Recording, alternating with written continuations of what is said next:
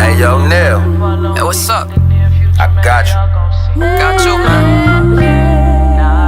R.I.P. Grammy. Free my brother. It's free till it's backwards. We're here at the Maui Invitational. We're on the road here at RSG, here in Las Vegas, and we got a special guest with us today, president of Redd Insurance Group, Maurice Redd. Welcome, Maurice. How you doing, man? Good afternoon, good morning, whatever time it is out there in Vegas. But thank you for having me on here. So good to be a part of the show.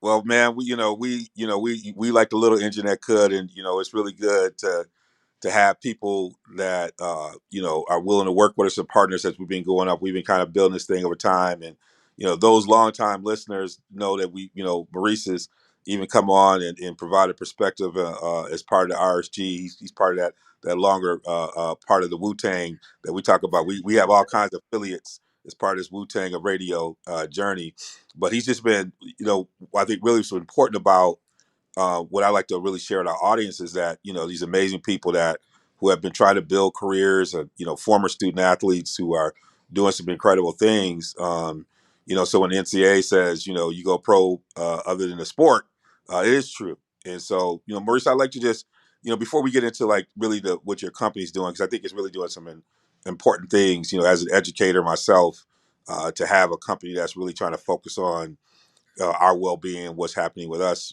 from insurance standpoint, I think is really important part of it. But just talk a little bit about your journey. You were student athlete, working your way through life, trying to find how did you start out? How did you get to where you are today running this company? Well, that is definitely a longer version of how that kind of happened, but I'll kind of give the cliff notes, I guess you will, for a little bit right now. But as you mentioned, yeah, so definitely I think having the background as an athlete and small school, but definitely has influenced me in sports and in my life in a big way in terms of that just competition, that work ethic, that drive to want to succeed. I think definitely gives you a foundation to go off of anything you want to do in your life. So those fundamentals of sports, I think, of playing sports throughout my childhood, growing up and in college, definitely gave me a good foundation to move forward with. And my journey is it's been I say a liberal arts education journey. So we talk about from the Lloyd College days that we definitely have many interests and many desires and things that attracted me through my life. And I had background in education. I worked in nonprofits for a long time as well. Spent about 10 years of my life after graduating Beloit in Chicago, living in the city, and then moving back home here to Rockford here in the last 10 years or so has definitely been a blessing for me to be able to pursue some entrepreneurial pursuits as well. And we've kind of worked together with some projects as well. And the biggest thing I think for me is just the education piece has really been a driving factor, and I've used that to get into the insurance financial field with the goal and desire to educate people. I just feel like one of those things we're missing in our society, in our life, is that lack of financial education is kind of a key area that is not discussed enough in our culture today. And that's kind of what I've kind of carved out a little niche. Hopefully, that's providing a service and that's provides some education for people in a way to help them kind of make better decisions in their life on a few areas that could help them and impact their lives. Now you had a little tryout opportunity too. That you after college, big, defensive back, kick returner. You had a little trial, didn't you? How did that go? Yeah, back in those days, before we had all the social media and all those kind of things, I was in the backyard of the Packers, so so they did come and give me opportunity to go up there to Lambeau and to do a tryout there. It was a great experience back in the day. Back then the Packers were doing pretty well, and they were coming off Super Bowl with Favre and those guys, and I had a great experience. I mean, I had just a day up there with some workouts and tryouts and everything like that, and I saw some people like Mark Chmura, people like that walking around, and you know, uh, back then, Reggie McKenzie was one of the assistants of the team up there. So great player, and he went on to be personnel. I think for the Raiders. I think at some Yeah. point he was the leaders of their kind of GM or something like that. So yeah, it was I was from all school, so they were pretty loaded at that time. So it didn't work out how I wanted to, but it was definitely was a great experience, and I had some opportunities to at least experience that and on the next level up, and even had a few opportunities to look at some arena football and things of that nature. Ultimately, that wasn't kind of my path, but definitely, like I said, I enjoyed every minute of it and had a great time as well. So now you find yourself, with Red Insurance Group. One of your major products that you really work with is with Mimik, and it's really focused on education. Can you talk a little bit about the focus of the company and the product and the work in this intersection that's allowed you to really try to work in this education space? Yeah, so I'm an independent agent with the Red Insurance Group, but one of my major companies that I represent is called Mimik, and really it was founded and built for educators and anyone who works in the educational space. So it could be from preschool to higher education, as long as you are employed by an educational facility or institution, you are eligible for our services. And it's really kind of a great company that has a mission-driven kind of focus. And as I said before, my background is education as well. And I was an education major in college and spent some time in the classroom and was a dean of students at a charter school. Um, and I think it just really just believes in the fact that the educators I think in the same capacity in my mind as kind of a public service employee. And so you think about policemen and firemen and people like that as well, that we feel educators are in that kind of same capacity, and that educators also have actually earned and proven over time that they deserve to get some discounts on their rates, because it's actually proven out through the numbers that people in the education field get into less accidents, have less tickets, file less claims, things of that nature. And so they actually do deserve to have some discounted rates on their insurance services. So I mean, I've really enjoyed partnering. One of the things I think is really unique about the product that you have is that even for teachers providing grants for folks in education, as usually you pay your premium and you keep going, but really investing and leading into educators and providing them with resources. The number of teachers, particularly between the pre-K through through 12th grade, who pay so much, they don't get paid enough, but then because of their spirit, they're breaking money out of their pockets to get supplies, to do things, to be creative. And can you talk a little bit about the grant program that you've offered for folks in the classroom and help to support them as well?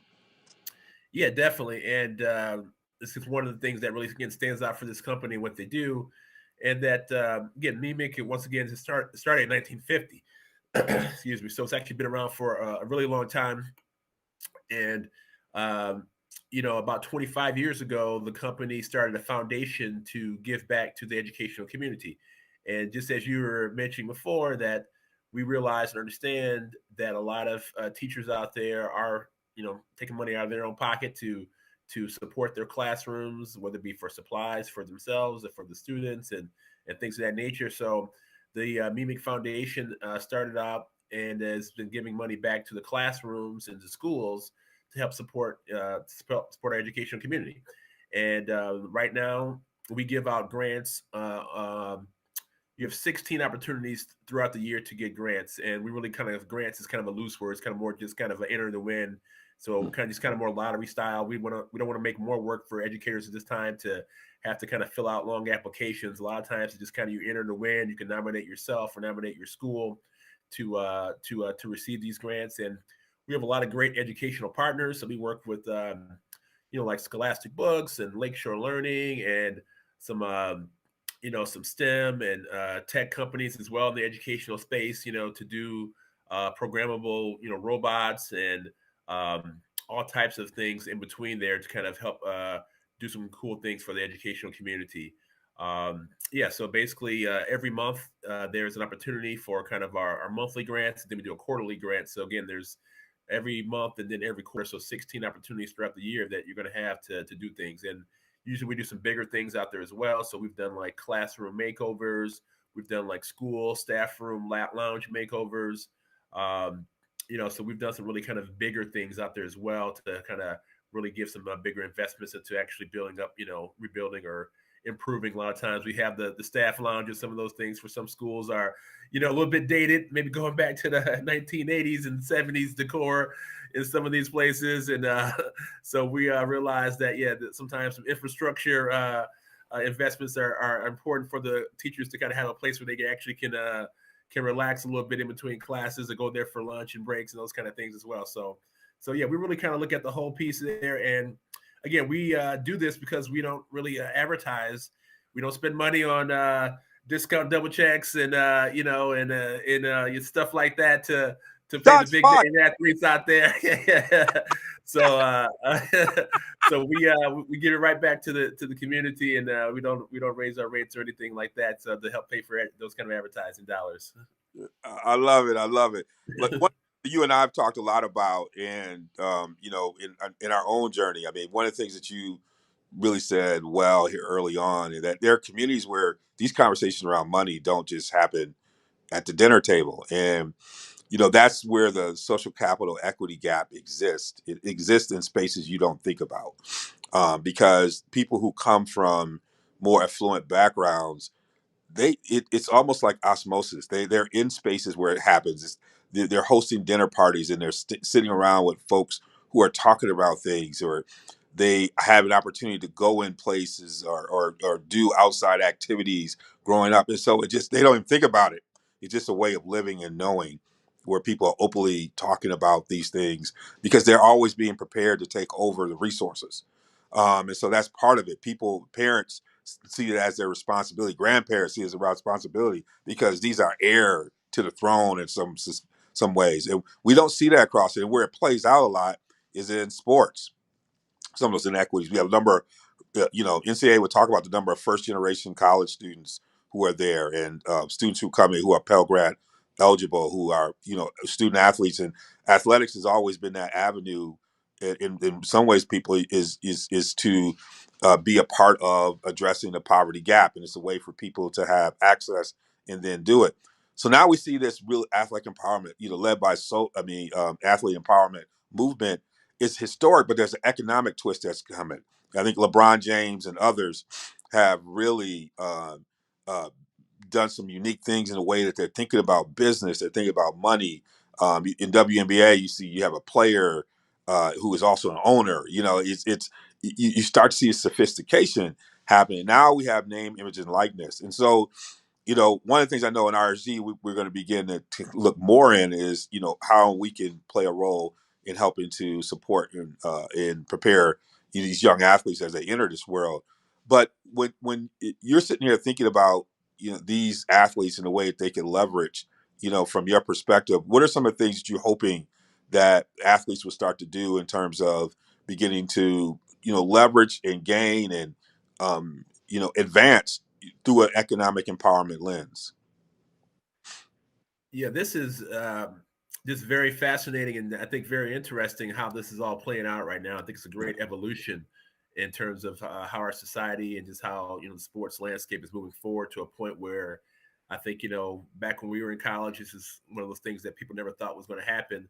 And we kind of seen throughout the years, we kind of have the lawsuits from the O'Bannons and people like that, and kind of things kind of moving forward. And now to kind of have this kind of field just kind of broken wide open, kind of this field being disrupted is, I think, really just amazing right now. And just really kind of is a shift that we're going to look back, 25 years from now, it's going to be like, wow, this is like started the whole dam breaking down and really kind of opened the borders up, if you will. I think that it is, so critically important, I think, because, for many reasons, but in terms of, my kind of, where I'm at right now is financially speaking, is that just to having the opportunities that are out there for people to think about. And as you said, many of us, in the sports field are definitely coming from, lower income areas, and just to have those opportunities for students and student athletes to be able to start their financial journey, if you will, in a sense. College obviously can be an expensive endeavor for a lot of students, and a lot of people think about just people are student athletes or maybe getting scholarships, or they're kind of getting something. But we both know that there's a lot more expenses beyond just the tuition and those kind of things, and they still got to pay for their room and board and other kind of expenses that are part of the college experience. So for students, athletes to be able to get advantage of this and maybe defer, deflect, or maybe even pay for some of their kind of just original college expenses while they're going through college, I think is really important. And then obviously if they can even get some bigger deals where maybe they're actually can create their kind of financial stability and early on in life, I think it's huge that they can be able to get an opportunity to take advantage of this. And like I said, there's people who are having different kind of backgrounds, are having these sort of conversations, much earlier in life. And I think that, one thing that I always see is that, we have realized that, time is such a precious commodity. We don't, we only have one life to live. So if we're kind of spending our, our teens and 20s, kind of, living and learning and making mistakes and kind of trying to, figure out, the lay of the landscape and how the game is run. And by, we're kind of losing time that we could be, building up our financial, nest egg and security blankets and those kind of things. And having those things in place earlier in life just means that, you're going to be in a better place as you move forward. So, I think financial, stability is, just so important. And, money is not everything, of course, but, obviously it is something, and it's an important part of our society and our culture. And, if those who don't have it, you understand as you get older that, if you could have done some things differently in your earlier life, how that could impact and kind of just move you forward in a different place for your family and for future generations. That those things are just tremendous abilities, and just to be able to earn and create income is an amazing thing. Yeah, you're talking to my accountant, and they're talking about, you got to have it work for you three different ways, and you got to be able to have money that's, working for you, every day it's working for you. You got to have money that, that you can see that's impacting some of your monthly operational expenses, and then you got to have the money that allows for you to invest in ways, and so, one of the things he talked about is having enough that if you use your age, twice your age. So if you're 35, and $70,000 that you have available to you to invest. And so these are things that, if these young players are thinking about this at 18 years old, doing some of the things, I've seen you talk to young people, what if you put a little bit away at 18, what would it look like when you retire? It's an amazing amount. If you just put it and don't do anything with it. And so, where how do you how what are ways that you can think about, even I wonder, thinking about how even athletic programs are setting up consultation around this. That's one of the things I've been wondering. I know people are trying to get up to speed about it, but what are some of the recommendations you would make for athletic programs who are trying to help these young folks?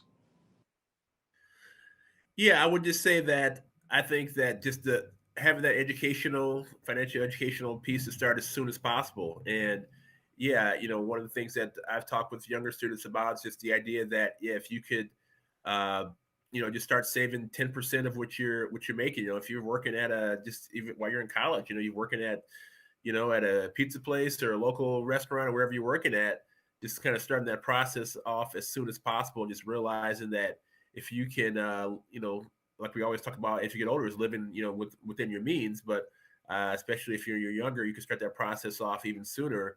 Like that kind of compounding effect is so huge and so life changing, if you will, as you get older. So starting that process off as soon as possible is important. I think just educational, financial educational things, and I think about when my first credit card was at spring break in college, and just like making the silly decisions like that, for a T-shirt or something like that, and how that kind of leads to down a slippery slope for college students who make bad decisions in a lot of cases, and just like just being aware of those kind of things and understanding that kind of can put you in a bad space, and kind of can go from there in a lot of ways. So yeah, there are small decisions you can make when you're in that kind of age range that can help you or hurt you, basically, put it that way. So, some decisions you're making in your life, whether it be in any kind of capacity, you're going to make some decisions and make mistakes as you're younger, but hopefully you can start just having that knowledge and that awareness of how can you make a few more decisions that are going to be better for you in the short term that can help you out in the long term at that age. And I just think it'd just be important to kind of just do more things like that to have people, who, like ourselves, a little bit older, maybe come and talk to students in that age range, have people share stories. Again, I think it's just, more just understanding and learning, like, in the sports kind of realm, we talk about, you have to have experience to become better as an athlete, right? You got to play in different areas, you got to play different competition. I think the same kind of thing is we got to have more conversations about financial things so that we can kind of become more accustomed and learn more from other people's experiences and realize that we're not alone out there. That a lot of times we think, well, my situation is so unique or similar or dissimilar to everybody else, but really, there's, we all have different situations, but I think a lot of us have a lot of more similarities than we think about.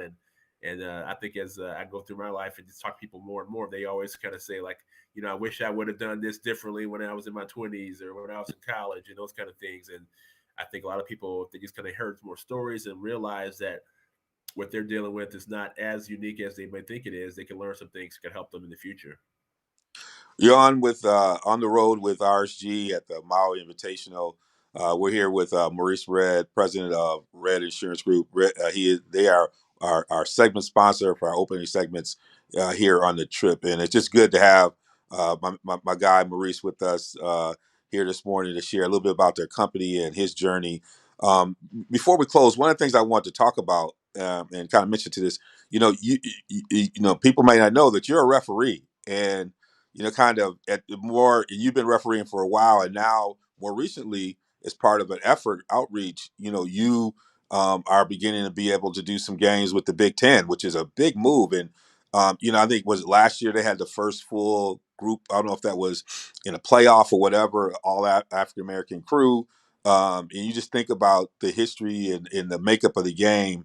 A lot of times when I'm talking to athletes, in young athletes to say, hey, if you can't make a game, there's a lot of different ways you can be part of the game. And people rarely think about refereeing. Actually, a community center I'm working with, they actually have a program where they're exposing folks to refereeing young people into different fields, from volleyball to baseball to whatever, and getting them to understand that this is something you can do while you're in college. You can make money doing this in your career. So they're exposing to them at like 14, 15 years old, which I think is an amazing program. Shout out to Goodman Community Center, Madison, Wisconsin. I give y'all that love. I'm a board man. I got to let them know they're doing good work. Yeah. But talk about this, man. This is like something that people don't talk about a lot. But what has it been like to be on that journey and now be in replay booth and be at games? Talk about that. Yeah, I mean, I definitely agree with your comments about, I think all athletes, and whether you're in sports, I guess you don't have to be an athlete, but if you kind of have a love for sports, that I think officiating and getting involved in the game is definitely a great way to kind of stay involved. I've been involved for over a dozen years now, all levels, kind of working my way up in terms of being official. And, I've done football and basketball and baseball, all sports that I played in high school, and just some way to kind of stay around the game and, kind of stay in shape and those types of things as well. But also kind of get a, great kind of perspective to see kind of the athletes that are coming up right now as well. So it's definitely the best seat in the house for a lot of great athletes and a lot of great opportunities as well. And yeah, I'm very fortunate that I had an opportunity to kind of move up a little bit through the ranks, and a program that was through the Big Ten, and to get more diversity into the ranks of officiating. And I think that, I definitely commend them for being aware and trying to be proactive in those types of things. And yeah, the replay booth is an avenue that was opened up to me, and I was got an opportunity to do a lot of trainings, and definitely over COVID times here, especially, that realizing that there are a lot of older officials, and as you guys see, even from the high school ranks, locally, there's definitely a great kind of gap in terms of the ages now. So I think the average official age is like 55 years old right now. Mm. And obviously the athletes nowadays are getting better and better. So we need to have an influx of some younger people to kind of be around to be around for these athletes and for the future of the game, and then also to have some diversity as well. I think it's important too to have the representation as part of that as well. But yeah, so I mean, the replay booth was something that I had not really looked into very much. But then, like I said, the opportunity came about, and got a chance to be doing a lot of trainings. And Dean Blandino's a name that people have heard about probably a lot, who kind of runs kind of the NCAA kind of replay officials and does all the training for all of us. And yeah, so some opportunities now to kind of go and be a part of some Big Ten games, and to be an assistant communicator is the term we use right now. So think about it's kind of hard to explain, but just think about how you kind of hear the game being called in the broadcast booth. There's kind of people who are actually part of the officiating crew up in the booth as well, kind of looking at the game, and we're kind of going through play by play and describing the action and kind of looking at potential things. Right now the kind of helmet to helmet safety is a big thing right now. Targeting is a big emphasis in the NCAA as well. So we're looking at every single play that's going on for the calls. We have the replay booth. There are kind of reviews going on.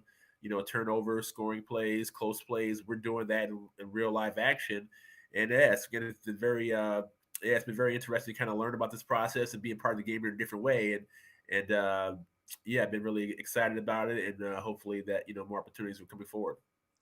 Well, man, I love the journey and your story, and I'm glad that we're able to share it with our audience. And we have some teachers out there who are trying to figure some things out. Hopefully, reach out to Mimik. They're not everywhere nationally right now, but I know they're very high level in the Midwest. But check them out, or just reach out to Redd Insurance.